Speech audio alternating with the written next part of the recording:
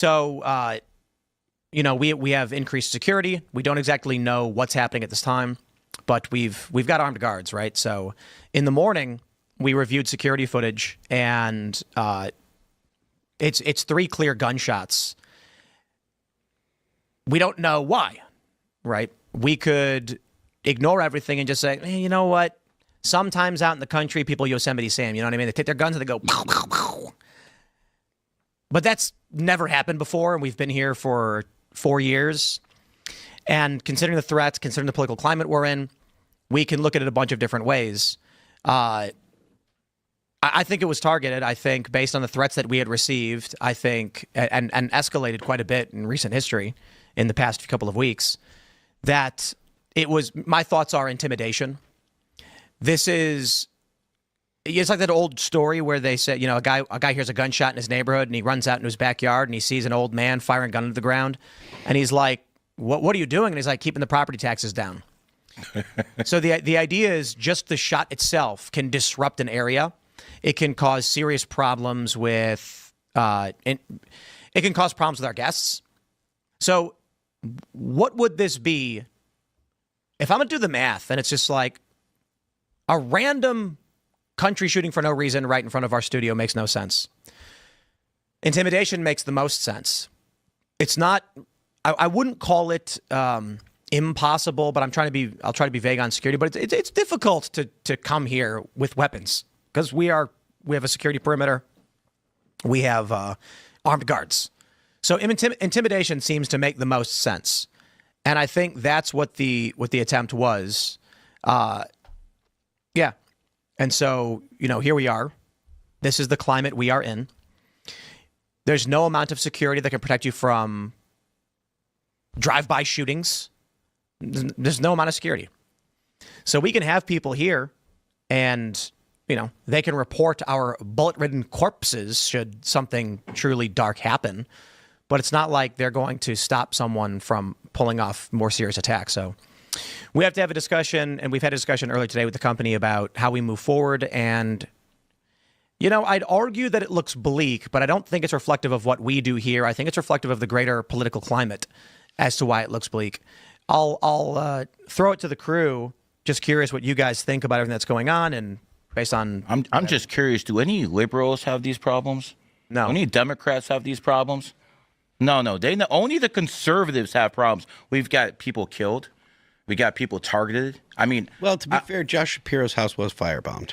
I will also say Nancy Pelosi's home was raided by a guy with a hammer. With a hammer? I thought that was a lover of somebody.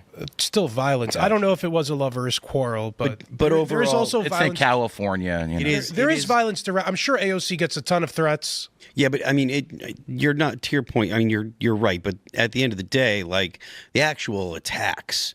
I mean, whether it be the attempts on Donald Trump's life, what happened to Charlie Kirk, Steve Scalise a few years back, the shooting at the congressional baseball game, that was intended to target, Republicans. Generally, the attacks that lately have actually resulted in maimings and loss of life, they've all been attacks against Republicans, against conservatives. And whether or not you think it was actually politically motivated, was targeted, or if it was just people that knew that they don't like Tim Pool or the stuff that we do here, so they went to try to send a message, that doesn't matter, really. Because at the end of the day, the next one might actually be someone that's trying to get a person, whether or not they're targeting Tim or just anyone here. That's something that's a real tangible threat now. What's one of the first things you guys told me when I came here? No talk of political violence whatsoever. We need the leftists to start doing the same thing. Well, we said don't make threats. Yeah, don't make threats. Don't say. But don't talk about violence. Well, obviously. But what I'm basically trying to tell you is the Democrats will never tell that to their followers. No, they'll never tell them slow down. Like when Charlie Kirk died, I was disgusted with all the people who were celebrating. They either celebrated or they said that's what Charlie gets for speaking these hateful things. Yeah, that's the price of being. What more could he have expected? I suppose. And it's something that even even people in Congress. Now, I think specifically when it comes to Charlie and the assassination of Charlie Kirk, people in positions of power, they generally had the right they sent the right message. There weren't people in Congress, there weren't notable Democrats that were saying, "Oh, this is good." But the rank and file were celebrating, first of all. And then if you look back to the summer of love, the summer of riots in 2020, there were plenty of people in Congress egging on the rioters, saying things like, "We need to be out in the streets. We need more of it." You had Kamala Harris was shilling a website that was paying for the legal defense of these people. So to your point, absolutely, there needs to be Democrats that are actually standing up and saying this is something that we disavow, and they need to do it more often, because I think that the people on the ground, they hear a totally different message than the one that the major players are playing.